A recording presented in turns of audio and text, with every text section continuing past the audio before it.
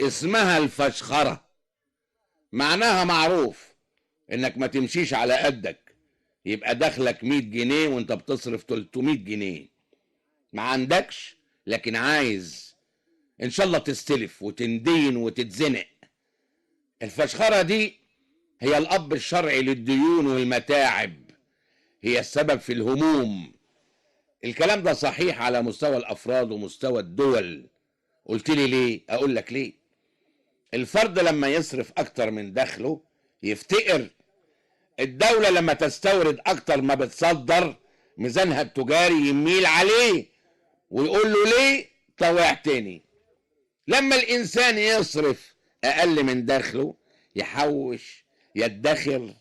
المدخرات دي هتتحط في بنوك او في شركات او في مشروعات، يبقى في فلوس وفي رخاء وفي انتاج. من غير ادخار مفيش تمويل، من غير تمويل مفيش مشروعات. الدنيا فيها مجموعة قوانين، تمشي عليها توصل، ما تمشيش عليها ما توصلش. زي حواديت ألف ليلة وليلة، في سكة للسلامة وسكة للندامة وسكة للي يروح ما يرجعش. احنا مع عدم المؤاخذة ماشيين في سكة اللي يروح ما يرجعش، عمالين نزيد وانتاجنا عمال يقل.